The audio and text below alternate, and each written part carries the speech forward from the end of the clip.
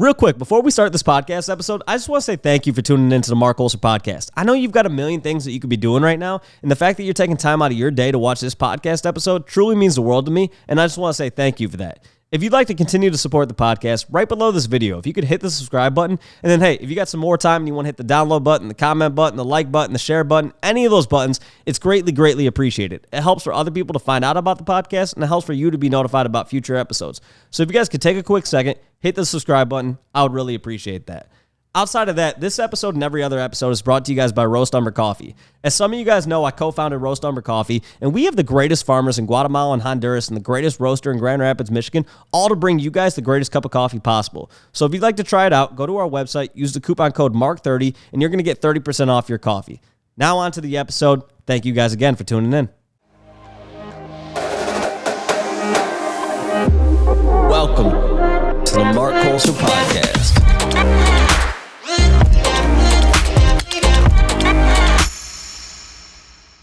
Let's start off the podcast, man. Thank you for coming out. I wanted to, I know you had a long journey to get out here. So how many flights did it take you to get out here?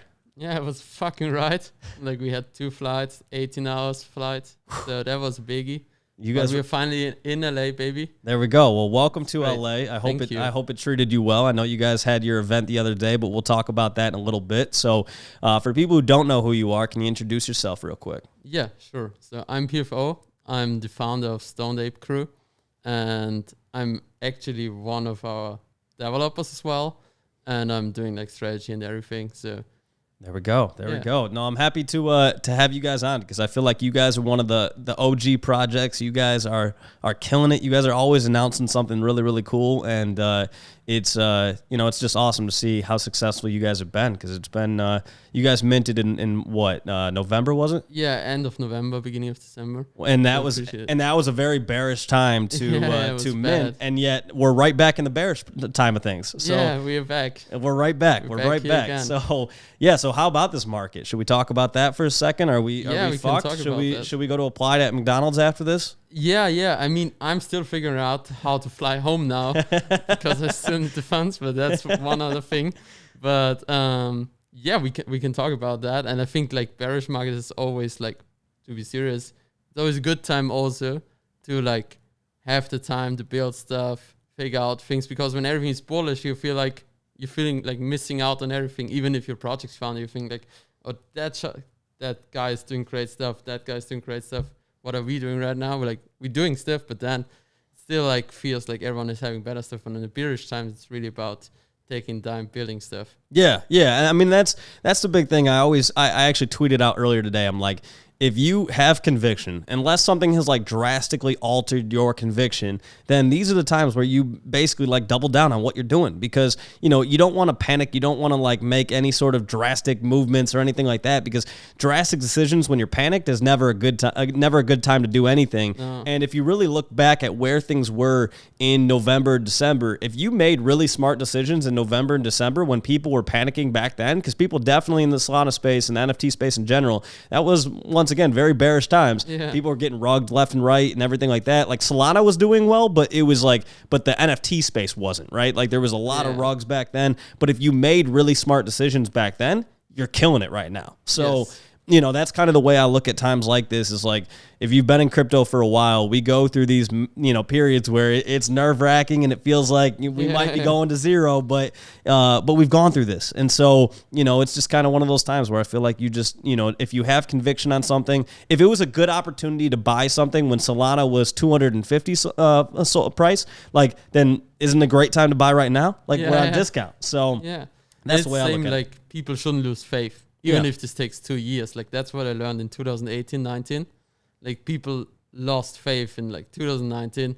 They pulled out their money. They said like, we either go sideways or we go to zero because it was like 2 years. Even if that happens now again all over, we should put in the faith because now is the time where you can get a good bag. And then even if it takes 2 years or 3 years, then you're well off because people keep building stuff. Yeah. And that's what I have to trust. And there's way more going on than in 2018. Right, right. Yeah, there's so much more going on now. And yeah, I just try to remind myself, I'm like, dude, you were in this back in 2017. Like, you remember what 2018 was like? Like, you know, all that stuff. You know what it was like in March 2020 when things went, things went, literally felt like it was going straight to zero at that time.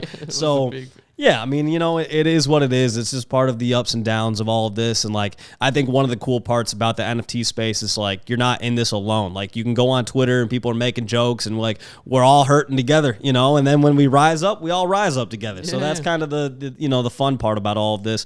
So, when the market isn't doing so hot, it is what it is. It's just part of the, to me, that's an opportunity. And I prefer when there's good opportunities to make moves to increase your bag. I bought a little bit of Solana before we started off this podcast. It was a great time to buy. Cool. So yeah, by the way, we should reference what the price of Solana is right now so that by the time this comes out, we can see, has it gone straight down? Has it gone up? So right now we're currently at, what are we at? $64, it looks like. Oh no. We are bad. No, we're not. We're at $48. It's 48. Oh shit. Yeah. That's not good. Maybe we also need to swap some funds to Solana again. Yeah, okay. Maybe it's the time. Yeah, we are at $48. Oh boy. That is bloody. Now everyone has got the chance to talked about in December. Yeah. Oh boy, when I would have been here for July when Solana was $20. Now is the time. Now you got the time. So all you can do is laugh during a period like this, because it's like, what else are you going to do? Are you going to be upset about it? For people who bought in at the all-time high, like, I get it that sucks, but like, what are you going to do? Just, you can't panic. You can't freak out. It's just one of those things, like, I don't know. It is what it is. You got to just laugh at some It is period. what it is. Yeah. I mean, I literally bought 2 hours ago and I'm down. So it is what it is. Yeah. But yeah, actually, before we kind of get into everything, going back to the market again, you guys tweeted out something the other day, or announced the other day what you guys are kind of down. Yeah, what you've done with your DAO funds and whatnot. So I wanted to bring that up real quick because I thought it was really, really smart what you guys did. Yeah, sure. So first of all, like, we have a technical analyst in our team. They're doing this like for stocks and stuff already. And already back then when we have been at like $200, he said like, the chart doesn't look that good. Let's swap some funds to USDC just to be safe. And then also just to run a company, because we try to run this as a company. You need to have funds to pay people even if things go totally wrong. And that's just why I think it makes sense as a project to have something in USDC. And that's why we swapped to USDC back then already, and then the chart looked worse and worse, so we swapped, like, I think we are 80 or 90% in USDC right now. Oh wow. And it paid off. Yeah. It's like we still have like, I think, over 7 figures in funding, and that's good. And then we also have like a lot of assets. We bought a lot of NFTs. On some we're down and some we're way up.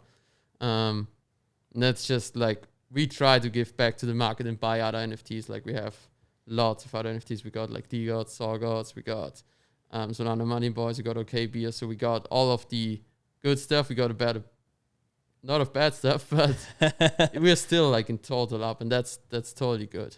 Yeah, no, that's awesome to hear that you guys have made those strategic decisions, because, yeah, I mean, that's kind of what people, I think, want to know during a time like this, is they want to know that the project that they're in is good, because I think that is one of the worries that people have is, if you're getting paid in Solana and then Solana goes to shit, like, what if the people who are on your team can't afford rent, right? Like, obviously that's the real life shit that we don't talk about that often, but like, that's real world stuff, right? And so when you guys made that decision to swap to USDC, you were basically covering your ass there, and that was smart. And and obviously the market shows that, like, you guys made very much the right decision. So props to that. And and once again, these are the things that, like, we're learning in this space. And like, you guys, like you said, you're creating a company, and when you're creating a company, you have to make decisions to make sure that if it's a rainy day, you got to make sure you have your ass covered, right? And that's what you guys did. And so when everything is sunshine and candy canes and life is good, like, it's easy. But when we're in days like this where it's a little bit harder and stuff like that, it's good to know that you guys made smart decisions to to protect your project, protect your team, protect your community. So yeah, and I think like that's what a lot of people don't realize, that if you run a project, you need a lot of people. Like, you need to have a big team, you need to have artists, you need to have marketing people, and then you obviously need to if you want to have a proper project, you want to have a good alpha team, and you need to pay all those people. So there's like, we're already like a team of 15 people. Yeah. So you need to pay that over the months. Yeah. Yeah. Well, you guys made some smart decisions. So we'll jump into this in a second here. We'll start talking about Stoned Ape Crew. But first off, what was your background before getting into NFTs? Cool. Yeah. So I worked before in like a payments company that focused on crypto payments. So I worked in a startup there and actually experienced the crypto world already like 2017. And that gave me the conviction in 2018 and 19, because obviously if you're in the space, you see a lot of things going on. For example, I know about like Visa and stuff way before it came out. So I know that there are like big companies trying to get into the space. And I think it will be the same for NFTs now. You think we see it with like Nike buying the Clone X and stuff like that. And I think that's just what will repeat itself now and what I learned from that. And that's my background, like coming from this payment space. I know about payments. We tried a lot of things with like Lightning, Bitcoin. We tried Ethereum. We tried a lot of layer 2s. And that's also what drove me to Solana. Because Solana, the basic premise of Solana is like high throughput, low fees. And that's perfect for payments and a lot of other applications. And I think that's also, if you see it, it reflects itself in Stoned Apes, as we try to create this like payment space for cannabis with our Puff token. And that's the only reason why we ever had a token. Yeah. Because how could you let the people buy like cannabis for free if you don't have a token that they can pay with? Yeah. Stuff like that. Yeah, no, that makes perfect sense. I'm excited to get into your tokenomics in a second here. So how did you get into NFTs then after getting into crypto, kind of being in the payment solution side of things? How did you get into NFTs from there? Actually, was quite a fun story. Like, I looked at it. I thought, okay, it's bullshit. Like, everyone first is thinking like it's bullshit, but then you dive into it, you try it out, and you see like the community aspect.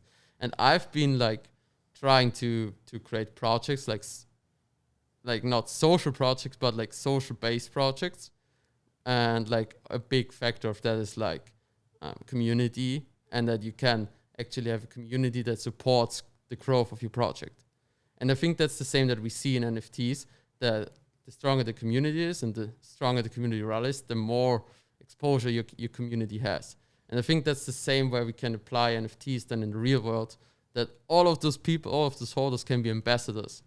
And I think that's ideal for like having a cannabis space with like all the holders all over the world. We can literally make an international cannabis company just with our holders, because some of them are in the space, some of them are on the East Coast, some of them are, I know, in Europe. And we just made some really good connections through our holders already. Yeah.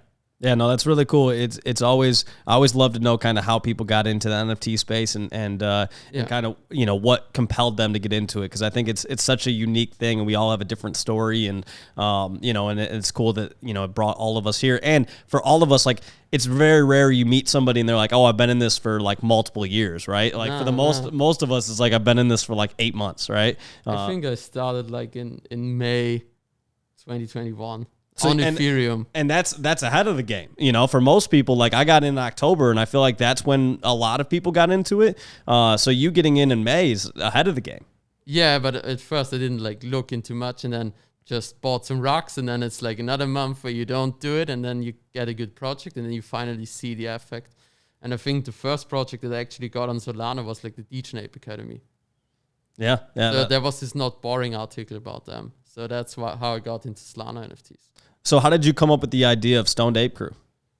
Actually, it's kind of fun because we didn't plan to make this kind of brand in the beginning, but we always had this meme of like smoking weed and buying NFTs. And I had a bunch of people that I had online that also smoke weed and buy NFTs. And so we thought about, okay, there's literally no online NFT. There's no NFT in Web3 that's really cannabis focused, and that's a major project. And that's how we created it. And then I contacted my friend Anne, who's in Berlin and who is the lead artist for Stoned Apes. And I talked about it, let's make this project about like a stone project. I thought about stone flamingos at first, but she threw it out and was like, oh shit, that doesn't work. It doesn't look human. It doesn't look like they smoke weed. So let's try something else. And then we ended with apes because it's most human-like, and that's how we got to the Stoned Ape Crew. There we go. There we go. Yeah, no, so I told you I was going to, before we started recording the podcast, I was like, oh, well, I'll tell you what my opinion was when you guys first started, and my opinion has drastically changed. I'll say that, but I'm somebody that, like, I'm pro marijuana, but I don't smoke. I'll take edibles every once in a while, and that's kind of my thing. But for me, there was, before you guys had minted, there were several other like weed related NFT projects that had come out, and almost all of them had tanked. And so I was like, I don't really know if there's always like a huge, if there was a big enough market for it. Like if people would just look at it as like a flipping thing or something like that. And so, I wasn't sure if I saw where it could go. And I was wrong. And that's, I didn't see it growing to the level that it did. And so I had the opportunity, and I told buddies back then who are big into marijuana and everything like that, I was like, dude, you guys should cop some of these because the art is really, really cool. And if they can do something with it, like, it would be awesome. I wish I had taken my own advice in that instance, but I had said at the time, my one issue was there had been other weed products before and they hadn't done well. Yeah. Mind you, when we're talking about was, October, when things were doing really, really poorly. So maybe those projects would have done better in another time period or whatever. But I looked at it and I was like, I've seen other weed products come out. They haven't done well, so I'm out. But other people, other buddies of mine bought in. They're still in. They're loving it. Cool. But it was something where I have to remind myself sometimes in this space that, hey, just because something isn't necessarily built for you doesn't mean that like other people won't love it. And that's something that I needed to think about. And at the time, I was kind of thinking to myself of like, would I put a stoned ape on my wall? And I was like, well, no, because it doesn't really represent me, right? Because like I don't smoke weed. And so I was like, I don't know if it represents me and stuff like that. But what I wasn't thinking about is there are so many people that it does represent, including plenty of my buddies and things like that. And so, and obviously I live in LA. It represents 99% of the population in LA, right? So that's what we experience here. Like everyone is into it. It's like a casual thing. Yeah. And I think that's what it could be if we teach the people around the world what it will be. Probably, yeah. Gotta make it happen. Yeah, I think we're headed towards that. I mean, I'm 29, and I know when I was younger, weed was illegal in most of the United States, and if not all of the United States. And then over the time, it's become legal in many, many states, and it's continuing to become more and more legal. And we're seeing more and more countries across the world where it's becoming legal. And I'm all for that. Like I know some people are probably going to chirp me in the comments, be like, this guy doesn't fucking smoke. Just for me, it's just something I'm big with my lungs, so I don't like the idea of smoking. But like I said, I like taking an edible from here time to time. My first experience with an edible was in California when it became legalized, and I took way too much and had a bit of a panic attack. Yeah, that's always the thing. You shouldn't it's always a problem when you take too much. Oh yeah, Everyone has been there. Yeah, I've been fucking baked a lot. Oh man, I had no idea how much you were supposed to take. I think I took like 20 milligrams, and and I'm 5'7", and it just put me on my ass. So I was when it first hit. I was like, this is great. This is hilarious. This is amazing. Yeah. I'm laughing. I'm bubbly, whatever. And then all of a sudden, it was like right when I had realized I took too much, I was like, holy shit. I'm on another planet right now. Oh, so but hey, I'm looking forward to down the line when there's Stoned Ape Crew edibles, and I'll be eating those. And then if you guys ever come out with drinks, because I love there's a few companies in LA who have like a THC drink, infused, and I think those are great. Like those are super nice before you go to bed or something like that. Just like it's usually like 2 or 3 milligrams, and it's just enough for you to get like a little baby high. And and then you fall asleep beautifully. So I've tried those. Big fan of that. But yeah, so did you ever worry about at that time, like people who were not into weed, and would that be like, would you be putting yourself in kind of a niche market by, kind of saying like, hey, we're really looking for like weed smokers? Of course. Like, it's in the name. So we thought about that it could be a problem, and that it could be, that there couldn't be like enough attention. But on the other side, we thought about this space is so connected with weed that it should be working fine. And then also, what you think about is like weed people are very passionate, so that helped a lot. Because like we have a really tight community, and I think that's what is really needed for us to, as I said, like get this brand out and get it international. That's where we need in our community passionate people. No, it makes perfect sense. And Man, hindsight's 2020, but I'm like, man, I really wish, because I love the art from day one. I was like, this art is really cool, like the different, and then when I saw like the nuked apes, I was like, these are even cooler to me. Like, and I love all of it. And so, hindsight's always 2020, but that's the thing. Once again, during that time, we talked about this a little bit before the podcast. I'd been rugged so many times, and I was just like, I wasn't really minting a lot of things at that time.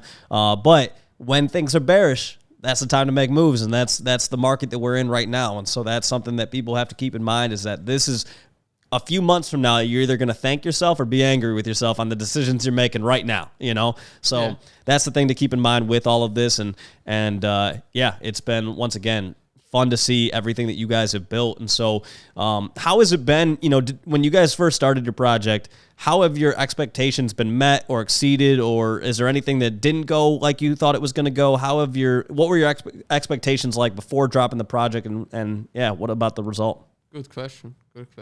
I need to think about it a little bit. I think like our expectations have been not too high at that point. We just thought like we tried to build this stuff, and we had like our roadmap. We have thought about cool stuff with like the retreats and on-chain evolution, but we didn't think about how big it could really get at that time. Like, we built the community for a long time. We started like the community building in October already, and I think that's quite a long time for like a project to build, like over 8 weeks to build the community. And I think that's what we also see like in the market, that we have like this diamond holding community that like are just great people, great to like, if you go into the holder chat, it's always about, okay, what did you guys do today? What did you smoke? Like all of these conversations, and like it's more of a casual conversation than always about the floor price and stuff like that. And so that was one of our main focuses, that we just build a really chill community. And I think that's what we did. And I'm happy for everyone that's in this chill community. And then about the expectations, I thought like, okay, how can we, first it was about minting out. Then I thought, okay, how can we like make the people money? How can we add value to them? Because at the time, as you said, like we haven't been sure. We actually thought about doing 10K, a 10K collection, because I just thought of like a bigger community is better, which now turns out to be true. But at that time, everyone's saying, you're crazy for minting 4,200, because there was the time when everyone was minting 1,000, 1,500 collections, and you couldn't mint out anything bigger than that. So that was a kind of a hard time. And actually, like, we did a lot of, I think, cool marketing, which didn't get recognized at that time too much, which would do, in my opinion, for example, like 2 weeks ago would have been phenomenal, because now people, like 2 weeks ago, everyone was hyped about minting. Everyone wanted to catch the next, I don't know, something big. And at that time, it wasn't that way. Like, as you said, nobody was minting. Nobody was excited about minting, because every project you minted tanked the floor price directly after. So it was only about, okay, how can we make sure that we mint out and the people don't lose money and they actually make money? So our expectations have been way exceeded. Like, we have been, after a week, we have been on a 5 sol floor when Solana was on $200. We published, I think, staking like directly 1 week after. We programmed that before already. So yeah, and back then staking was a new thing. Yeah. So nobody had staking, so we published it out. We needed to explain staking to the people, because they didn't know what is staking. I think if you say staking now, everyone knows what it is. Right. I mean, even myself back then, I was like, I don't know what the hell people mean by staking. And now, obviously, I get it. And that's kind of the goal of this podcast, too, is to simplify things for people who don't understand a lot of it. And I mean, it was, going back to what you were talking about there of the collection sizes, that was a hard time to mint out, And so projects, when I first got into NFTs in September, October, almost every project was 10K. Then it seemed like nobody could mint out 10K. So then people drop down to, like you were saying, like 1,500, 2,000 supply, even sometimes lower than that, like 800, Yeah. And then you guys coming in with the 4,200, and then being able to mint out. And I think you guys did the right thing by building out that community. And to be honest, you guys probably have the right community for bearish times because, hey, if anybody needs to chill out during bearish times, smoke a little weed, right? Yeah. So to be honest, it probably works out perfect with your community because, I think it's important for people to relax, when things aren't going overly well, because like I said, it's like when people, when you panic, you're not making the right decisions, right?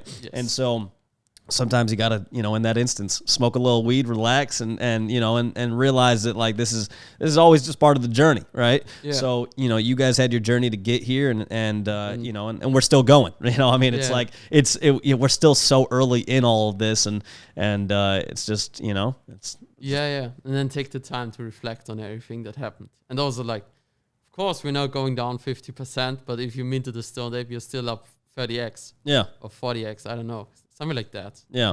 And if you're buying something because you believe in it long term, then you can't always panic when things. If you buy something at its all time high and then it drops, you have to realize anytime you're buying anything at all time high, there's a chance that it drops. And but if you have conviction, if there's a reason why you bought it at the all time high, then ride with it. And like unless something changed, unless like all of a sudden there's new information that comes out, like we talked about before the podcast, like everything going on with the Zuki over in Ethereum, unless there's something that like comes out where you start to lose your conviction on that project, to me, I'm like, just, if you thought Puff was a great buy when the price was, whatever the all-time high was, then right now is really a good time to buy it. And it's the same thing with like Dust with the D-Gods or any other project that has a token. It's like, if you think, if it was a great time to buy it when the token was a super high amount, then it's a really good time to buy it when the price is lower. And, conviction is an important thing to have in this space. Do your research. That's the point of these podcasts, is for people to then understand more of what you guys are building,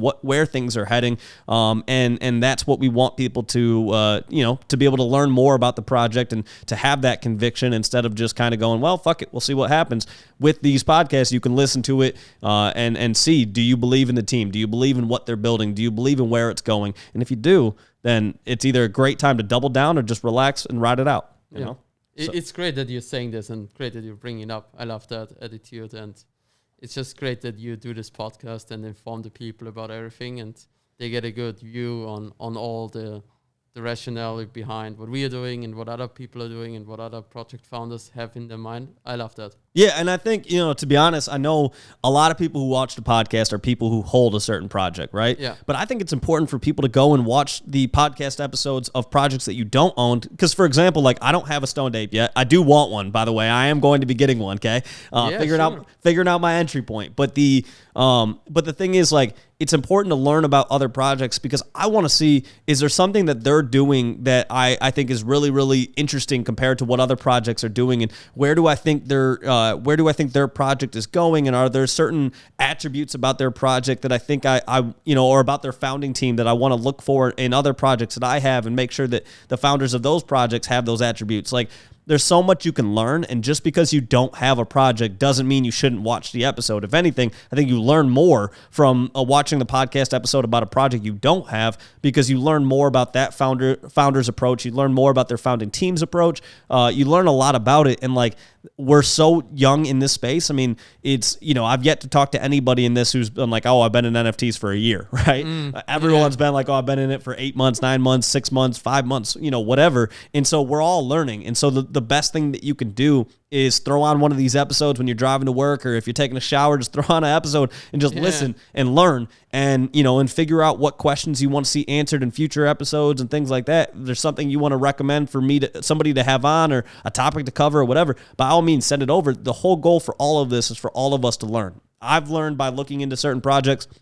I've learned more about Stoned Ape Crew in the last 48 hours than ever before, because I've looked into it for writing up questions, and this stuff takes some time. But that's the whole goal of all of this, is that we're all learning, and we should continue to do that. And that's what's going to make this space so much more well-rounded a year from now, is because we're all going to be a lot more educated. And that's why we don't see as many rugs right now as we did back in October and November. It's because people are way more educated now. So we call people out on their bullshit now, when back then it was like, you would just send people to Solana and be like, okay, hope this turns out well. And nowadays, like, it's a little bit more, our standards have gone up, and that's what should happen in this space. Yeah. And then like lots more people that educate the newcomers to like, this could potentially be a rock. And then they are like, if you're a newcomer, you wouldn't mint something where you think it might be a rug. Right, right. So, okay, so now let's get into kind of the technical side of things. So, you guys started off with your collection of 4,200 stoned apes, and then you guys added the nuked apes shortly thereafter. And so, kind of go into what was the thought process behind adding the nuked apes? Okay, yeah. So one thing is that you talked about already is like there's a lot of people that are not into smoking weed that they like our apes. And the nuked apes is for us a way to open up a community to like people that don't smoke weed or that don't like that the ape is like called a stoned ape. So that's one way of like widening our community. And we just wanted to have 4,200. Maybe would have been better to like have more of them, but that's the number how it is right now. And then also it's like another way of adding value back to our holders, which we always try to do. And in this way, for example, you have 2 apes that you send on a rescue mission, you burn a lot of puff, and you get one of those nuked apes off of your rescue mission. The law is like, there's in Puff Valley, there's been a nuclear incident, and now in a certain area, all of the apes have been irradiated, more or less, and you need to send 2 rescue teams to rescue them, and 2 apes to rescue them. I thought that was really cool when you guys did that. And then, I had the question right away of, okay, so what happens if you don't have 2? And then it was like, well, you can rent one. And I was like, that is genius. I love that. So, I love the kind of the lore behind there of where the nuked apes come from and the fact that there's, they're going on a rescue mission to, rescue one of the nuked apes. And, I thought that was really, really cool. And so, you basically, so when you have a stoned ape, if you have a nuked ape, whatever, they both stake for all coin and for puff coin, correct? Yes. Okay, so what are the main differences between puff coin and all coin? So the puff coin is like our main coin or initial coin that we had, and it's mostly focused on all our online store, all our cannabis things. For example, at our LA event, we could have bought all of the merchandise. For example, the sweatshirt you wear right now, could have bought it with Puff. There are actually a lot of people that bought it with Puff. We actually want to bring out a video with like Solana Pay of like buying this in Puff. And then this is like that focus for Puff. It's like this cannabis coin. We want to deploy it. Like, that needs a lot of legal work to figure that out. But we want to deploy it in the cannabis space that you can go in every dispensary and pay with Puff. Or in the like delivery, for example, we're talking to some delivery services that want to accept Puff. And the altcoin was rather like, as we always were, like doing things incremental. Like we haven't planned for altcoin in the beginning. But we thought about like, we got approached from a lot of projects that actually wanted to have staking for Puff, that want to integrate Puff.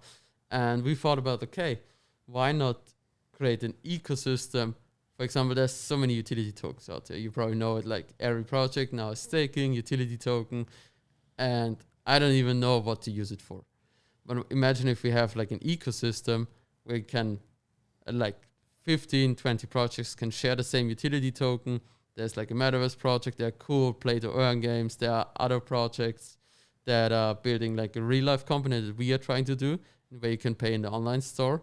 And then you have all those projects that earn all and also use it all. And then you have like a way bigger holder base of that coin, which is also an important metric for coins. And have like a whole ecosystem around a coin and can use it at multiple places. And I think that's the most important point about the token. Where can you use it? And if the possibilities in the space are endless, you have like way more resources also at hand. For example, you probably know that centralized listings, like if you want to list on Kraken, if you want to list somewhere else, it's always very pricey. But if you combine the resources of different projects for one token, you can easily list on like one of those major centralized exchanges. And that's the thing we want to build with all this ecosystem with like lots of different projects that all use it for their utility. And it's just an experiment, to be honest, because it could be failing. It could be that those projects long-term don't deliver on the burning mechanics. So we certainly wanted to split it from Puff, because like with Puff, we want to be like, do our own thing. We don't want to be concerned about what our other project is doing. And that's the way we are approaching it with Allcoin. Okay, so let me make sure. I'll sum that up. You tell me if I got it all right. So Puff coin is essentially the coin of the ecosystem of Stoned Ape Crew, and so that's going to be used in future utilities to buy different weed products or whatever, merch, things like that. And then the all coin is more for kind of what you guys are building, essentially your Launchpad that you guys are building, and that is going to be more of a coin that's associated with more projects than just Stoned Ape Crew. And so if that doesn't, let's say those projects don't do overly well, it won't negatively affect Puff because those two things are separated. Yes. But if they do extremely well, then Altcoin will do really, really well, and and Puffcoin will continue to do its thing. But there's kind of two different approaches there, and it kind of covers your community of if those other projects don't do overly well, it shouldn't negatively affect Puff. Yes, exactly. Okay, yeah. I mean, hey, that makes perfect sense. And then we're like also has a bunch of utility on our Launchpad. For example, there has been like 3 projects now minting on our Launchpad. It's like in the test phase. Like we are planning to have to roll out. But you could have minted with Allcoin and with Puff. And there are actually people that did so. So they essentially, if they like staked for, 7 days, they essentially got a free NFT then for the 7 days of staking. Yeah, I mean, I think that's genius. So your Launchpad is called All Blue, right? Is that what it is? All Blue, yeah. So tell us a little bit more about All Blue. Do you have a goal of like in a year, what would you like to see All Blue become? Yeah. So first of all, like people call it Launchpad. I call it Launchpad as well because we focus on the mint part. It shouldn't be a marketplace. But then we thought about, okay, there's so many Launchpads out there. How can we make it different? So as I said already, we are like a project that's coming from, we built products before that actually connect people and that are community based and where you can see what your friends are doing and stuff like that. And we thought about this space is so social, it's so community based, but our Launchpads and our like marketplaces are so disconnected from all of that. You don't know what your friends are doing. So our approach is really as a USB, first of all, bring the social aspect to our Launchpad. And that's, I think, like in 1 year from now, it shouldn't be a Launchpad. It should be an NFT portal to discover the coolest projects with your friends and actually also solve this problem that you say with rugs, that you have like a lot of validity, that you can see a lot about the project on the platform already, and you can also get other people's opinions on the project directly on the mint page. And I think that's where we are heading to, and I think that hasn't been built before in Launchpads. Because Launchpads are mostly like just a service that someone can mint and they have their own page, but you don't even see like really, okay, what are all the projects that are minting on that Launchpad? They don't even have like a track record. And I think for us, it's really like that you mint something and you can also go back, okay, you have all the information on the page. I minted, it tanked. Why did it tank? That you have all the information about the project again on the page and you can see really and compare the projects then in the end. Yeah, and I think that's really interesting because like you mentioned, there are a lot of projects that have Launchpads, right? And I think one of the cool parts about that I look at it is competition is a great thing in this space because competition is what builds the products that we're going to be using a year from now, 2 years from now, and things like that. So if a project is afraid of competition, well, you're not going to last long in this space because there is a lot of competition, and that's part of what makes this lot of space great is that I feel like the competition brings out the best in everybody, And so if you guys put out, so your Launchpad is live currently, correct? It's in a test phase. Okay, we in a just test want phase. to like run tests, want to make sure everything is fine, and we'll have a big relaunch end of May. Okay. So basically, as the Launchpad comes out and it's publicly accessible and everything like that, you guys are going to learn from what people like, what people don't like, and you're going to learn as other projects, maybe they copy some of the things that you guys do, right? And that's part of, this whole space is that people are going to grow on top of what other projects are doing. There might be another project that does something and you guys are like, hey, that's a great idea. We're going to implement that and then we're going to build on top of that, right? Sure. It's always incremental. You always have some certain inspirations. I mean, that would be... Yeah.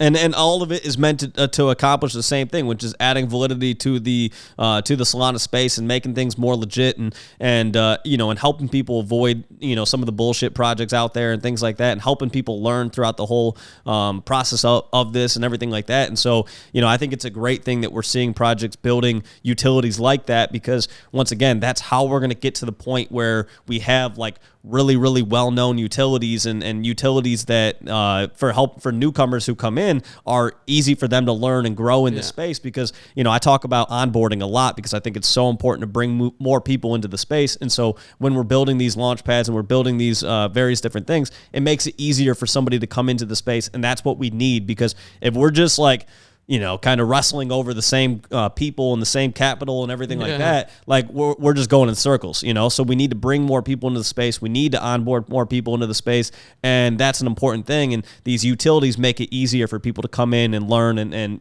get as up to date as we are in the space. And so I think it's a great thing what you guys are building.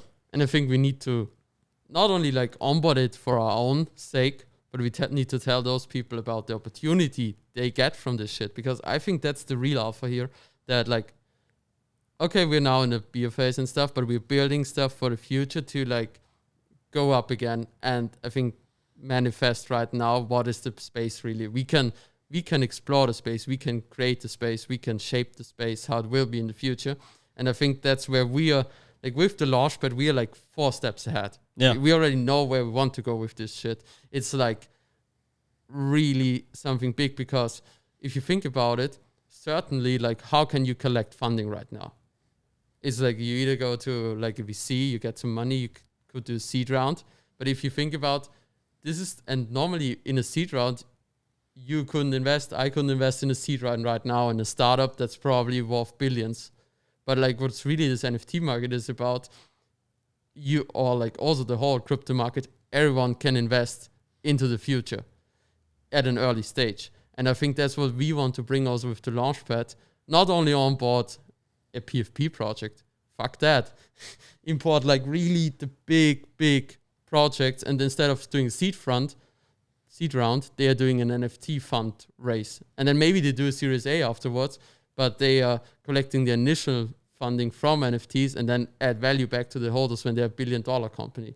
And I think if we try to not only onboard new people, but also try to onboard those projects and those tech startups into Solana, could be huge for all of us. Yeah, and I think that's one of the interesting things about what you guys are doing too, is that, when a lot of projects, PFP projects are great and everything like that, but when you have real world utility, right, it makes that project that much more valuable, right? Yeah. And so I can't remember the exact first time that I heard about Puff, but I remember hearing about it and being like, boy, if you can get to the point where you can, use Puff to buy weed or to, do anything involving weed, like that's fucking brilliant. And like, if they're able to pull that off, that's a hell of an accomplishment. And so, that's one of the, really cool things that I think you guys are building, is it's way more than a PFP. At that point, it's something where you guys are using the NFTs to fund a business that then becomes an in real life business that people will be able to go to, some sort of dispensary in Los Angeles or in,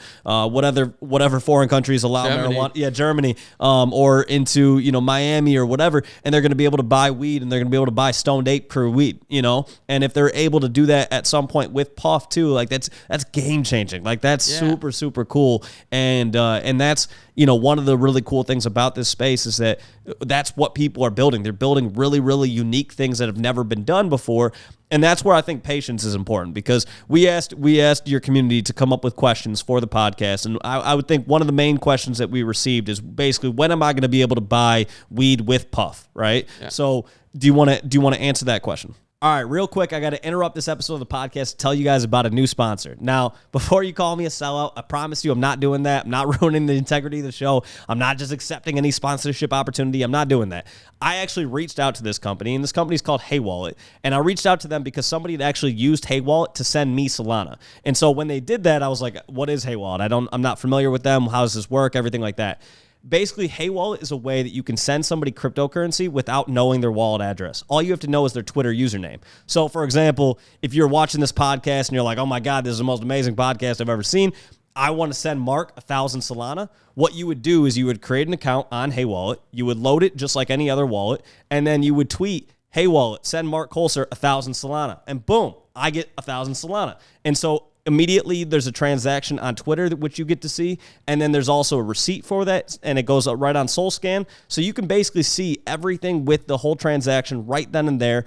And that's one of the coolest parts about Hey Wallet is that there's the social element to cryptocurrency. And that's what I thought was really, really cool about it, because Twitter is such an important thing for the Solana space. And one of the big things I talk about all the time is onboarding people into the space. And so what easier way to do that but than by saying to somebody, hey, get onto Twitter, I'm going to send you Solana through Hey Wallet, and boom, now you're ready to go. You're ready to buy NFTs. You're ready to do this. You're ready to do that. And actually, one of the new features of Hey Wallet is that you can actually send NFTs back and forth through Hey Wallet. So it's just a really easy way to transact, and it's an easy way to send somebody Solana without having to ask them for their wallet address or anything like that. So if you want to show appreciation to somebody, like I said, hey, if you're watching this podcast, you're like, this is the most amazing podcast ever, and you want to send me Solana, all you got to do is go Hey Wallet, send Marc Colcer 1,000 Solana, and bang. I'll retweet that. I'll quote tweet that. I'll do the whole nine. So that's the new sponsor of the podcast. So I want you guys to show some love to Hey Wallet. We're going to be doing some really cool giveaways, doing some really cool contests and things like that, because I'm all about onboarding new people into the space, about giving back to people in the space.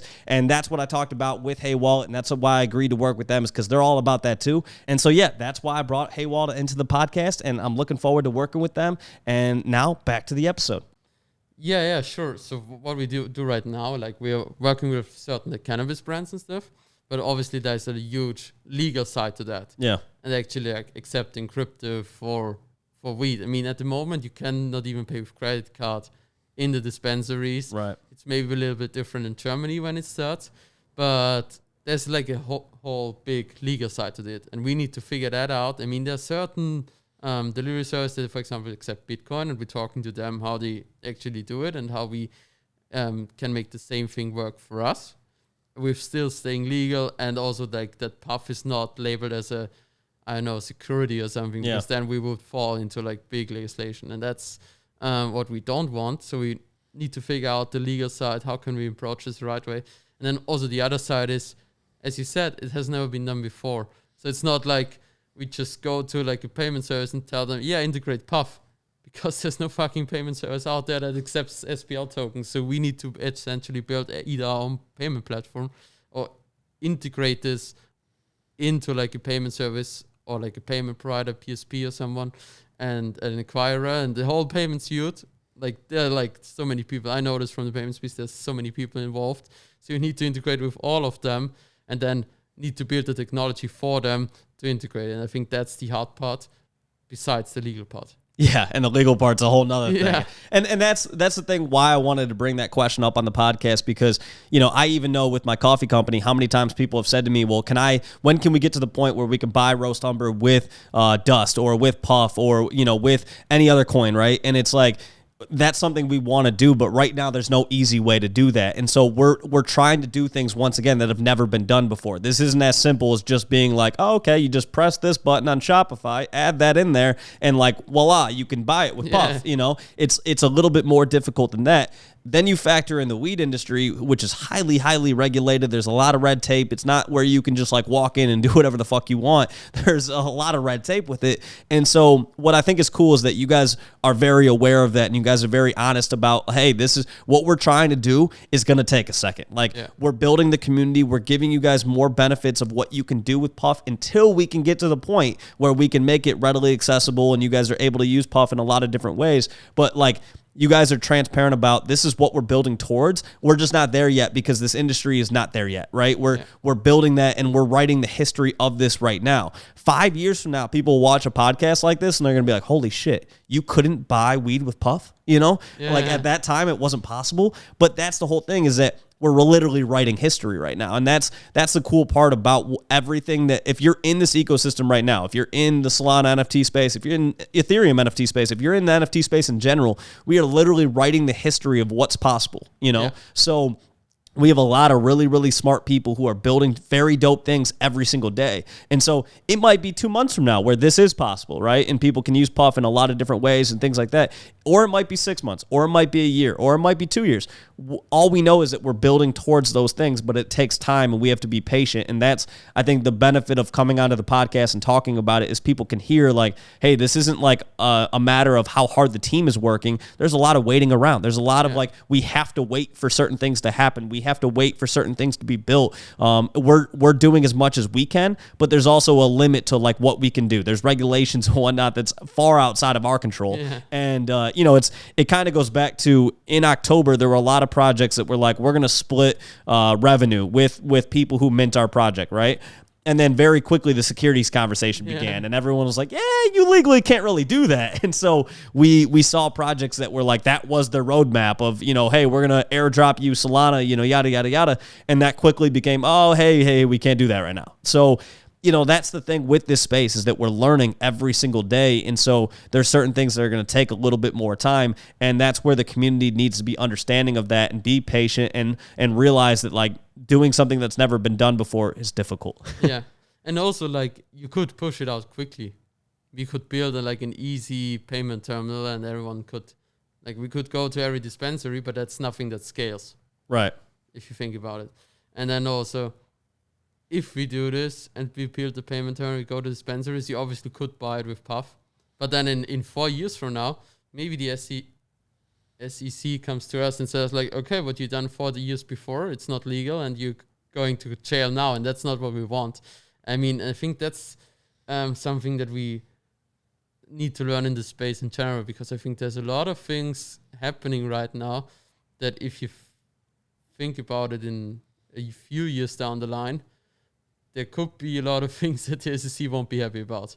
Yeah, with certain projects. Yeah, so we should be careful there, I guess. Yeah, and that's the thing. We want, it's better safe than sorry, right? Like we want to make sure that we're being smart with what we're doing. It's why every single person goes onto these podcasts and they say, "Hey, by the way, this is not financial advice," right? Or people will tweet out, "This is not financial advice."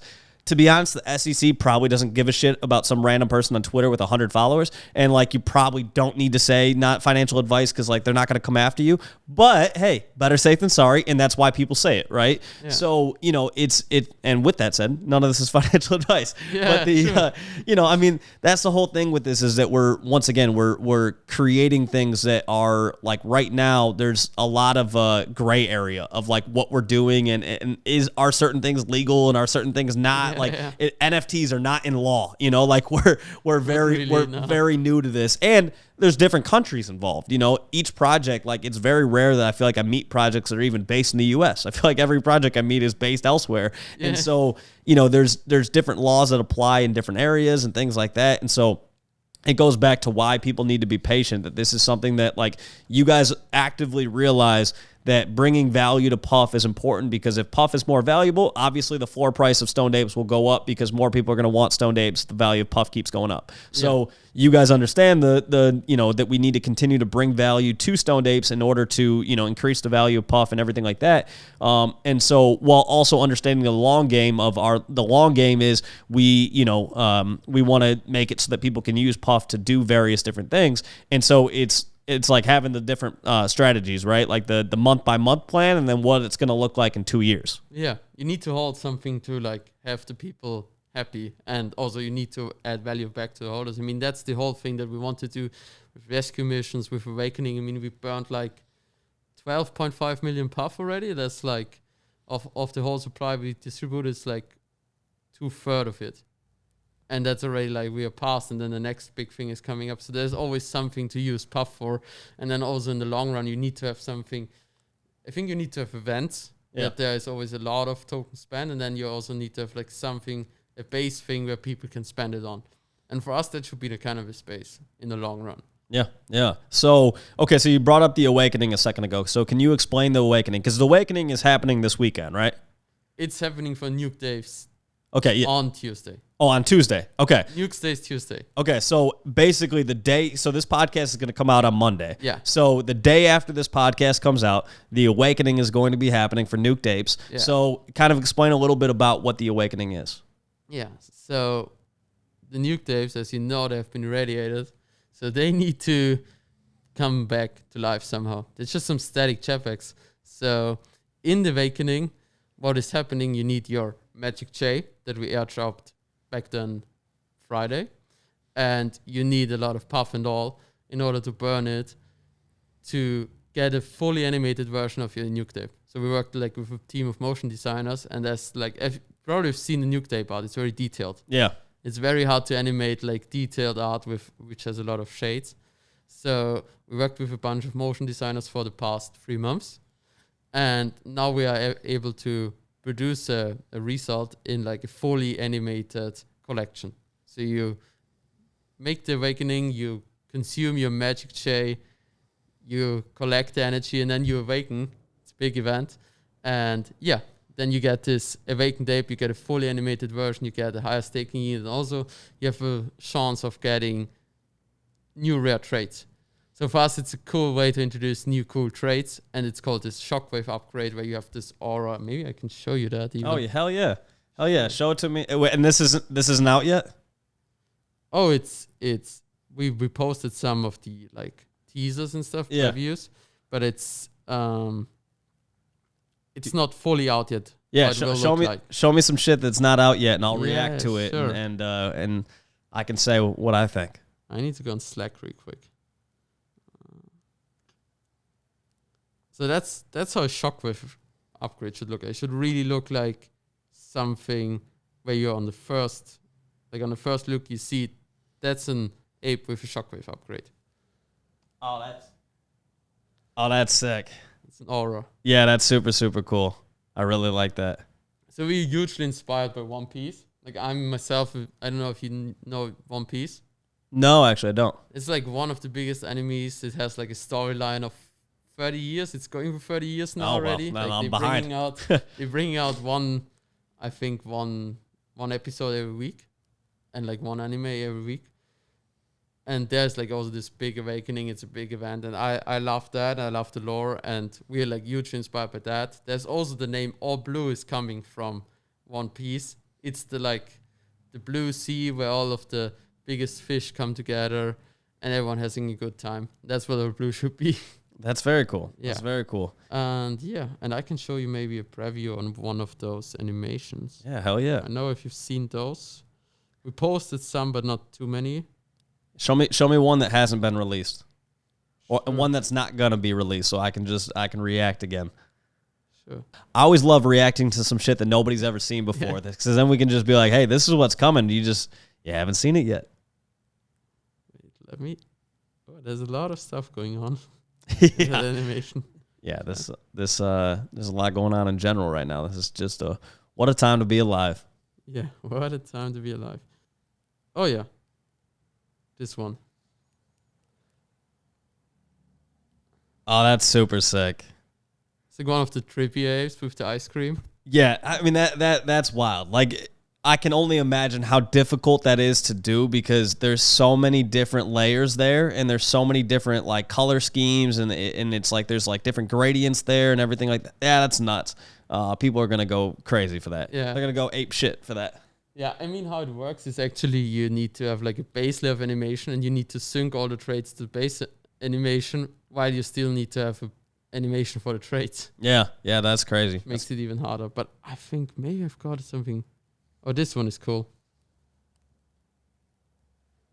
Oh yeah, that's super cool. What do you call that guy on the shoulder? Oh, that's the baby dragon. That is sweet. That is super, super cool. Yeah, I mean, I think that's the part about the NFT space that I love, is like how cool the art is getting. Like the art is drastically improving from where we were in like October to where we are now. Like the art is so much better, and I think that's something that's the easiest way to bring more people into the space, is just by looking at something. Like I could show that to somebody who's not in NFTs, and they're gonna be like, "That's fucking sweet," you know. And that's what we need to do to get more people to want to get into NFTs and things like that. Because I think when we show them things like, no offense to CryptoPunks, but like when we show them CryptoPunks and we're like, that's worth $4 million, they're like, what the fuck are you talking about? Like that, you know. And yes, those are still cool. It's a mind blow about it. Yeah, and shout outs to pixel artists. There's nothing wrong with that. There's a lot of very cool pixel projects. But I think sometimes when people look at like really, really detailed things like that, they're like, that's fucking on a whole nother level, right? Yeah. And once again, there are pixel projects that are super, super awesome. Okay, don't come at me. Yeah. But the really, really detailed stuff is, I think, what hooks a lot of different people, you know? And so, you know, CryptoPunks, once again, when you're buying something like that, you're also buying like the history of it. And that's what makes it really, really cool. And same thing with Solana Monkey Business is like Solana Monkey Business is a project that is an OG basically in Solana, and so there's that part of it that goes along with it, right? Yeah, and the DAO, which is amazing. Yeah, and the DAO is absolutely amazing. By the time this episode comes out, the Solana Monkey Business DAO episode has already come out. The Monkey DAO is incredibly impressive. So if you haven't watched that episode yet, you definitely should. But yeah, I mean, you know, in general, it's like the art to me is one of the easiest ways to onboard people is just by looking at something and being like, that looks fucking sweet. I want that, you know? So, and then when you match that up with the real world, you know, benefits and things like that, and you have the tokenomics along with it, and people are learning about all of those, it's just a really interesting thing that we're building. And I know like Instagram came out the other day and announced that they're going to be doing NFT verification through Instagram, and they're, for whatever reason, doing Ethereum and Polygon to begin. I don't know why they're not doing Solana, but they've announced that Solana's coming too. I'm just shocked that they didn't choose Solana right off rip. I think it's easier to integrate, like Polygon. It goes hand in hand with Ethereum. I just would wait then. They're like, Solana is by far the number 2. Like there's no... Yeah, sure. Yeah, like I would have waited to just integrate Polygon and Solana then at the same time, but like Solana's so much bigger than Polygon. It is what it is. I saw that and was just like, Instagram, damn you. Like, just add Solana at the same damn time. So, but it is what it is. Once again, we're early, and so that means certain things are going to take time and everything like that. But, so, you know, one of the things I wanted to talk about with, you know, you guys have these retreats, right? And from what my understanding is, you send your ape on a retreat, and it takes a certain amount of puff to go, and then basically there's a chance that your ape comes back with a roll, right? Yes. And that roll increases. If you receive a roll, it increases the amount of puff and altcoin that you get from having that roll. And so basically, when you go on that retreat, there's a depending on how much puff you're using, there's a higher chance of your ape coming back with a roll, but there's also a chance that they come back without one, and then in that instance, the puff just gets burned, and that's that. But I thought that was a really cool thing because it's basically a way to burn puff and decrease the supply of it, but also at the same time have essentially benefit. Have a benefit of it, and also lock up from people being able to list it and things like that, because you can't list it while it's on that retreat, and so it's an interesting way to kind of play the game theory of, hey, you're going out there on this retreat, there's a chance you come back with a roll, there's a chance you don't, there's a chance you just burn puff, you know, and it's just kind of like you have to see what happens, and I thought that was really cool. Yeah, it was fun thing back then when we released it. Yeah, like, nobody was like thinking, how does it work now? Yeah, like everyone was confused, and that was really cool because we always can explain new stuff to them. Yeah, and yeah, retreats have been awesome, and people love those, and that actually burned a lot of puff. Yeah, that's also a good thing. So even I think that's what also like people say sometimes, like even if the ape doesn't come back with a roll, at least I help the ecosystem be healthier. Right. And I think there's this community-based approach again, that like the community shows how big and how strong the project is and how valuable it is. I think that's a big part here as well. Like the people, you need to create something that the people are hyped about, and then you need to have the people use it, because what is a utility if you bring it out, nobody uses it. So it could potentially burn a lot of your token, but if nobody uses it, it's worthless. Right. And I think what you just said there a second ago is like the community understands that even if you go on the retreat and you come back without the roll, you're still doing something to help the ecosystem, and that's important. And that's the community approach that, once again, is super, super important in this space, because the community is, at the end of the day, what is going to decide if a project is successful or not. And so the fact that your community is understanding of, hey, like, yes, it's a bummer if you come back without a roll, but at the same time, you're doing something to benefit the community by doing that. And so, you know, it's at the end of the day, it's still a win-win, you know, and it's you have to have that mental approach to it, which can be difficult when, you know, obviously there's always that, you know, you still want the role, but it's cool that your community's understanding of things. So I know that you've talked about previously wanting to build a brand outside of the NFT space, and so how do you plan on doing that? Yeah. Okay. So first of all, like we're this Web3 brand, and that's where we are going from. So we have this community power, and now we're talking to some big people in cannabis space and some hype brands how they done it, and that's where we want to go. But we don't want to be like just a cannabis brand, and like always our inspirations. For example, do you know Red Bull? Yeah. Oh yeah. Yeah. So Red Bull is this company that's selling energy drinks, but essentially they are not an energy drink company. They are more like this feeling of freedom, action. We're making this happen.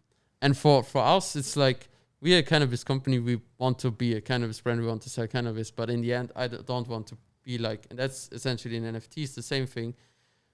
As you said, like people with interest in weed will rather buy Stoned Apes. But for us, it's like we're not just this cannabis brand. We are building a community around creativity, around freedom, around all those values that come with weed. And we want to focus on those values because I think a lot of people that smoke weed are super creative, with a lot of holders that are working on the Wall Street, that are consulting Fortune 500 companies, but they're also big into weed. So I think it's also about changing the stigma, and our brand should be around a creativity company and supporting artists, supporting musicians, as we did now with our LA event. We had Roddy Ricch coming, playing. We supported some of our, for example, shout out to Metzer, who is one of the creators of a song called Stoned Ape Crew. He also played at the event. I got to meet this guy. He's a great guy, like a rising artist. And that's also where we want to be placed at as a community, to support this creative culture and embrace the creative culture. I saw, by the way, side note to your event, I saw people talking about Roddy Ricch, and they were saying that he forgot the lyrics to his song. Yeah. And I know, because I'm good friends with a lot of people in the music industry, and I know a bunch of people that I saw him point at his earpiece, and I was like, he didn't forget the lyrics, people. He couldn't hear, and when you can't hear, it's very difficult to know where you're at in the beat, and so that's what the issue was. And so it was actually, if you rewatch the video, it's actually impressive how quickly he gets back to where he was in the song. And I was laughing when people were like, Roddy Ricch forgot the lyrics. I was like, no, he didn't. He couldn't hear. And if you can't hear in your earpiece, it's damn near impossible to know where you're at in the song. And like, I'm not a music artist, so I can't completely relate to that. But like, I've been told by a bunch of other music artists that like when you're in that, like the in-ear piece is so important to know where you're at in the beat and everything like that. And so that was. But hey, that was publicity for you guys. So it was a lot of press. But actually, this guy's so gifted. Like, he played phenomenal. And just this thing, like, our event partner just had issues with the audio.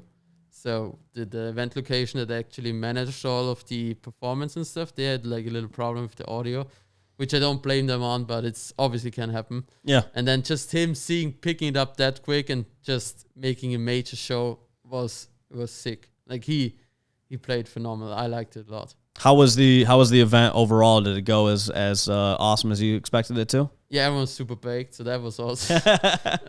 Actually, it was a real event. It was a cool event, and actually, that's one way how we can establish ourselves as a cannabis brand. Yeah, because there's been a lot of people coming. Also, like we sold tickets to like also have an event where people can come that get to know Stoned Ape Crew, that can learn about the brand, and it was huge because I now got people in my DMs, and our partner that actually created the SSC weed for us.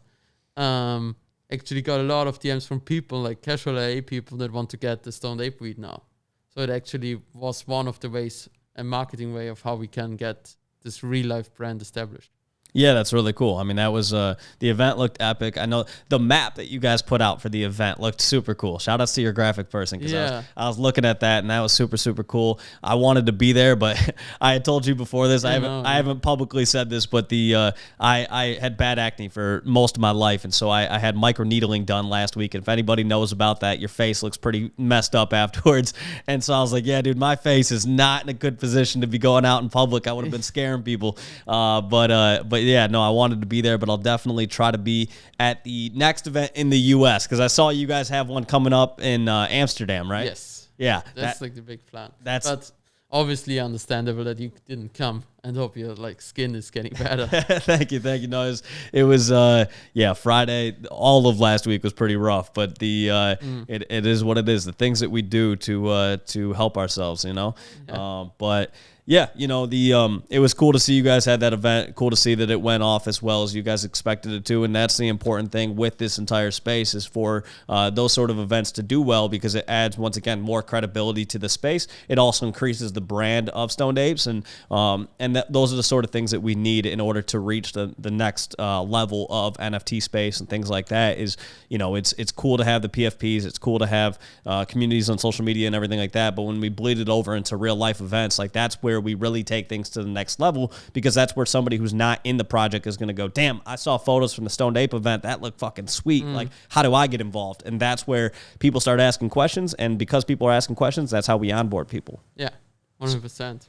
So by the way, real quick, I want to mention, we had talked about this before we got on the podcast, that I just started up a partnership with a company called Hey Wallet, and some people are, I'm sure, familiar with Hey Wallet. Some people are not. Basically, the way Hey Wallet works is that if you want to send somebody Solana or any SBL token or anything like that, you basically tweet Hey Wallet, send blank to blank. And then it sends over, basically you load your Hey Wallet and then it sends it over from my wallet to your wallet, right?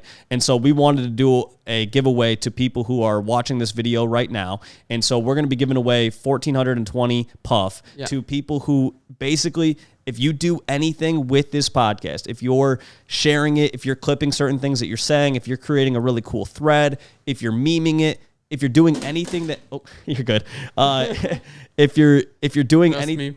Yeah, if you're doing anything to meme this at all, if you're doing anything to bring more attention to the podcast, we're going to be sending puff to people. And so I think that's going to be a really fun way to give back to the community. It's going to be a fun way to bring more awareness to what the Solana or what you guys are doing. And so, yeah, that's basically the premise of it. So if you want to have a chance to earn more puff, basically do something creative with this podcast. Clip it, do something to bring more attention to it, create a thread, write up your favorite quotes, write up anything, and let us see. And then we're going to pick random people, and we're going to send them puff. Yeah, for sure. And we're going to use Hey Wallet to do that. So if you're not familiar with Hey Wallet, once again, it's the easiest way to do things. You don't need to know someone's wallet address. All you need to know is their Twitter username. And so that's how we can send it to you guys. We don't even need to know your wallet address. We just have to know your Twitter username. Boom, we send it to you, and you can use it from there.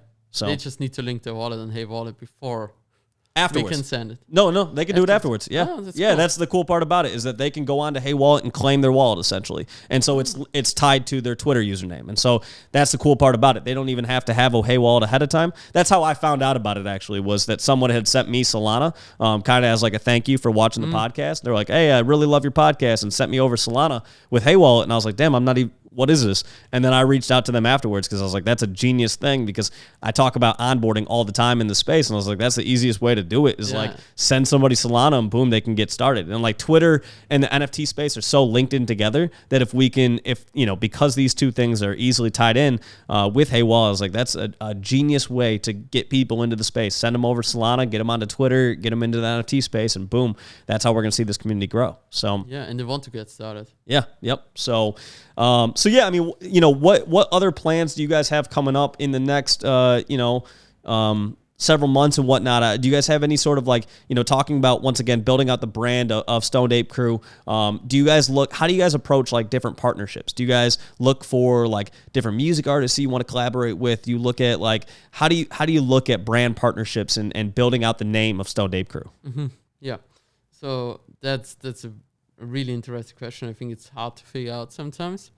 But basically what we want to do is have projects that align with this vision of embracing creativity, or also artists. So for artists it's easy because all of them are very creative, but we want to be like assigned with people that are like, or aligned with people that have a clear name in the space, also clean vest and stuff like that.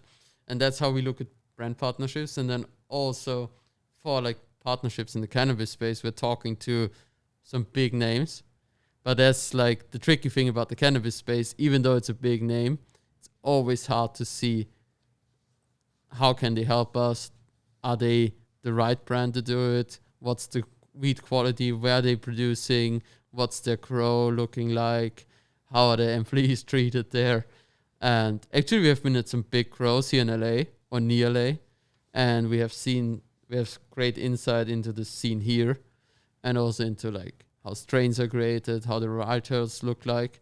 And yeah, that's the brand partnerships we want to align with those big brands that actually have like a clean brand. And we don't want to be one of those, like I've seen a lot of cannabis brands that have this flashy, trashy, hypey design. Yeah. And we rather want to be this clean design that looks stunning, but it's clean, you can clearly see what you get. And then also on the other side, we want to be a cannabis brand for the casual people that want to try weed and that want to educate themselves about weed. We don't want to be a cannabis brand that's only for the hardcore stoners. Yeah, yeah. And you guys are doing something with CBD, am I right on that? Yes. So we had our first, have been partnering with like a high quality Swiss company, and they actually produced like pens and cartridges for us, and they do like real terpenes, real hemp derived terpenes and flavors, which is like, there's a lot of like artificial stuff out there. Oh yeah. They use like real terpenes, and they also created like CBD tinctures and the CBD pen, and they are doing this really high quality. This lab looks amazing where they're creating this, and we partnered with them to have our first vape drop and CBD tinctures, and we dropped it I think like 2 weeks ago or something. And do people already have those? Some of them already got it. Like they have been shipped and stuff, so they're all out, but I'm not sure if everyone already received it. But like most of them, I've seen a lot of Twitter posts. So we did an exclusive drop. So what we're doing right now, we don't have like a stock. Yeah. But we're always doing drops. And what's really good magic for us is those drops usually sell out in minutes or like an hour or some. And that's already like big for the cannabis brand. We also, because we have the people that actually buy it. Same at the event. At the event, we dropped our first Stoned Ape flower, and people could buy this, and it was gone very quickly. That's very cool. That's very cool. So, and the CBD product, I would assume, is legal everywhere, right? Basically. Yeah, it's like restricted in certain countries. Yeah. But the thing is with this thing, it's you just need to have it legal in the country where you're shipping it from. And even if you're shipping to a country where it's not legal, it's like they get it at the customs, so it's in the hand of the customer. If he orders it and it's in the hand of like the customs, and they don't like fine us, they just destroy the product and it's gone. So we always tell them like it needs to be legal in your country, but it's way easier to scale this globally. Yeah, for sure. Yeah, CBD is something that definitely in the U.S. it's legal everywhere. So yeah, and that's almost in Europe the same. There we go. That's progress. Yeah. Baby steps, people. Baby steps. Yeah. So and then when do you have a timetable on when you think the next drop will be? I want to try it out. Yeah, I mean, I think we will have the next drop very soon. We're working with the Swiss company on the next drop, and that will be coming, I don't know, 2-3 weeks. It will be coming very soon. You're going to have to keep me updated. I want to try that out. Sure. I saw the mock-ups of it, and I was like, my God, this looks so cool, and this is the sort of stuff that we need once again. And so I would assume everybody had to buy it with puff? Yeah, it's like partial Solana, partial puff. Yeah. Puff has been burned, and the Solana is just to cover the cost of certain things. Costs of everything, yeah. Yeah. Well, there we go. That's once again the sort of stuff that I think is really, really important for the space, is building those in real life benefits, because then when that person goes around and if they have the tincture, they have the pen or whatever they're doing, and they're using that, and somebody's like, oh damn, like that looks cool. Where'd you get that? Conversation is what brings people into the space. You know, it's harder to always like show off a JPEG, right? But you can show off these in real life items, and those are the things that are going to get people to ask questions. And then once people start asking questions, that's when people dive in. They create a Twitter and they have the PFP, and that's important on there. And so all of it is like, it's one giant ecosystem, and everything that we're doing adds benefits to the ecosystem. And that's why it's important, once again, to do podcasts, why it's important to have these in real life events and products and things like that, because everything then brings more attention to the space, and that's how we make it normalized, and that's how we get more and more people into it. And then once that happens, that's when we'll see less drastic drops in the market and things like that. We have so many people who are able to kind of control the market right now because there's not enough people in it. As we add more people into the space, it's harder to do that. And so, that's something that's, I believe is important, is to continue adding more and more people into the space so that we can have less drastic days like today and things like that. I mean, but it's normal. If you look at Netflix, they dropped 80%. So oh yeah, Netflix got crushed. Yeah. And same with like Shopify, Spotify, they're all like great companies Yeah. still dropped a lot. So it's happening everywhere. Right. Yeah. I mean, that is the thing. The market right now is bloody everywhere. There's really nothing that's doing super hot right now. So, it is what it is. You gotta ride out certain things when they happen, and and all of that. So, is there anything that you want to talk about that we haven't talked about yet? Anything any alpha that you want to release? Anything that you want people to know? Is there anything that we haven't touched on yet? I think we can talk a little bit more about these brand partnerships. Yeah, let's talk about that. Like, as you said, like getting the brand out is important.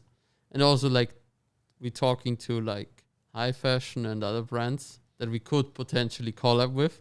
And they are like also, even that shows they are more open to collab with NFTs first of all, and then second of all, collab with cannabis, which is like, I think probably 5 years ago, no go for like a major brand to collab with cannabis NFT, or instead in general a cannabis brand. Yeah.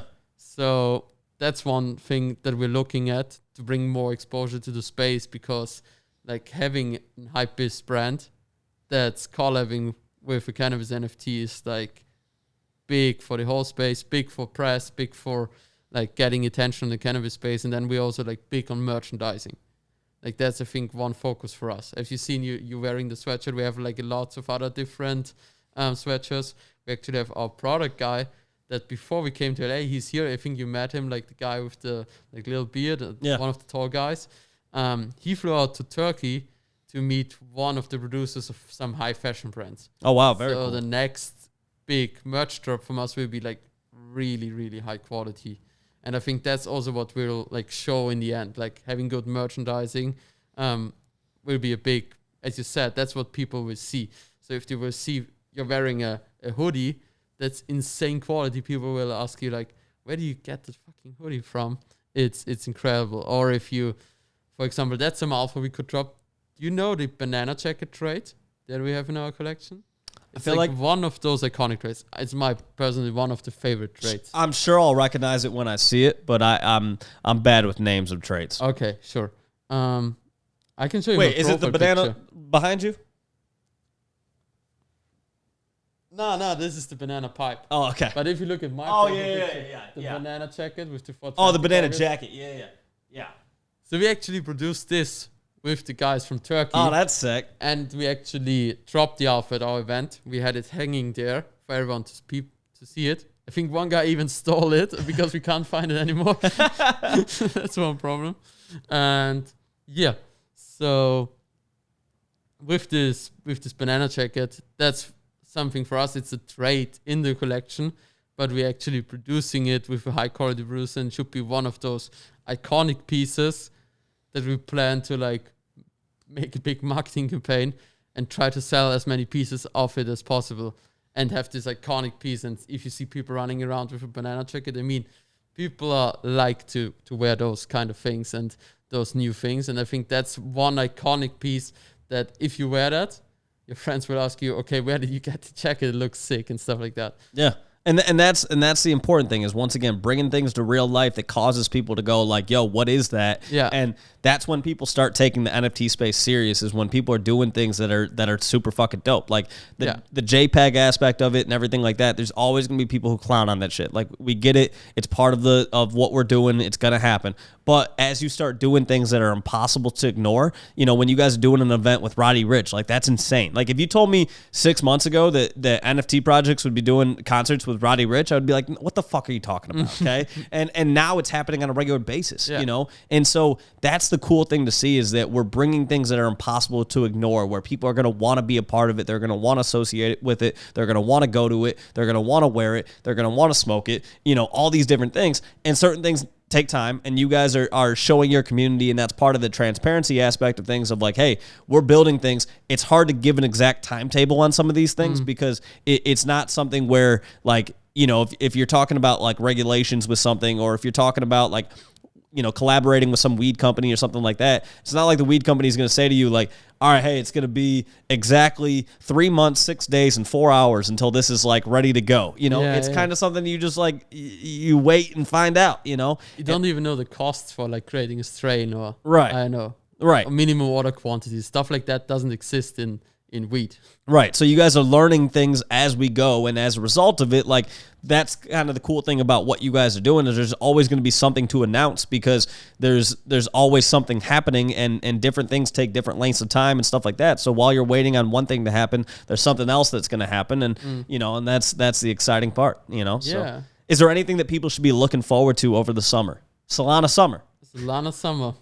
Actually, our main guy here sitting for like head of design and stuff, we talked about like we have like one club in Austria, like the main club that's always doing the Summer of Love stuff. They're doing like a big marketing campaign, and we have been inspired by that. We're now working with a big creative agency that's actually also working for Red Bull. So we are planning to make a big summer campaign with our merchandising, the banana jacket, then the awakening, making it bigger. It's like we'll drop now for Nuke Tapes, but we'll drop for Stoned Apes like 3 weeks after. So it will be something around NFT NYC, and like NFT NYC is for something for us. We want to start a big guerrilla marketing campaign. There we just go. to get everything going there, just to have all the eyes on us. We're already thinking about creative ideas, how to be viewed everywhere. Like, I mean, guerrilla marketing is always about how can you spend as less as possible to get as much reach as possible. And then also with our Launchpad, we want to go big over the summer with all the social aspects that we have. There we go. That's fucking So there's sweet. a lot of fucking things coming. And then obviously the cannabis side. So I will be in LA more regular now, probably. There we go. Well, we'll have to keep getting together. I have 2 bonus questions for you, but is there anything that, and these bonus questions come from your community, and I'm going to be honest, I have no clue what the hell they're talking about. But before that, is there anything else you want to add? Anything at all that we haven't gotten to? Anything at all? I think we got a lot of things covered. It's like always hard. I need to think. Anything we're missing? Looks good. Okay. All right. So we got two final questions. First, where the fuck is Clemens? I have no clue who Clemens is. Oh shit! Where the fuck is Clemens? I hope he's not baked again. We need to catch a flight soon home. That was. So do we know where Clemens is currently? Is Clemens a real? Who is Clemens? I have no clue. Clemens is the big guy. That Okay. So Clemens is alive. I can attest. Yeah, yeah, you can. Yeah, I hope he's still alive. And he's like driving the car safely. There we go. So Clemens is somewhere around where I live. When I'm not going to state where I live, but Clemens is somewhere in Los Angeles currently. Somewhere in Los Angeles. That was the premise before that already, but we wanted to make an announcement, and he wasn't here with us. Oh, okay. And we needed his approval, so we were like, okay, let's just make a little action of where the fuck is Clemens, and like the whole Discord was going, where the fuck is Clemens? It was on Twitter everywhere. There we go. That makes sense. And then this one, I think I might know what it is, but they added a winking smiley face, so I don't know what that was for. They said, "What are the magic sticks for?" The Magic Chase? The magic, they call them magic sticks. Is that separate from the Magic J's or the same thing? No, it's the okay. same So thing. they just but they put a winking smiley face. So I was like, I don't know. They don't want to name it Magic Chase because Okay, fair. they think we don't talk about cannabis here. Probably, I don't know. Yeah, so the Magic Chase are actually like coming free tires, and we airdrop them on the day of the event and just announce them then on the event. And yeah, that's something needed first of all for the awakening to burn it. Like, they come in free tires, and like the higher the tire, the less cost will be the awakening in terms of puff and all. And then on the other side, we have some future plan as well for the Magic Chase. So for the people that maybe don't use it for the awakening, or that have like multiple of them, we are having some plans for the future to use them again. There we go. Well, hey man, where can people find you if they want to connect with you on Twitter? If they want to connect with the Stoned Ape Crew on Twitter, where can people find you? It's like for me, it's like PFO_sec. So that's my Twitter handle, and then Stoned Ape Crew, just Stoned Ape Crew on Twitter. There we go. So I appreciate everybody listening. I appreciate you for coming on. And once again, everybody has the opportunity to earn some puff. So if you want to earn some puff through Hey Wallet, all you got to do is cut up this podcast, do something cool with it, create a thread, create a meme the fuck out of us. We always have. When I edit these back, I always see some like dumbass face I make, and I meme the fuck out of myself. So you guys should do that. Meme you, meme me. Do something with it. Come up with clips off of this, quotes from it, anything like that. And we're going to be sending out puff to people. And but I appreciate you coming on. I know you had a long journey. I know you got a long journey right after this. Yeah. So and I appreciate you for making the time with the skin and everything. I love it that you still had the time to meet now.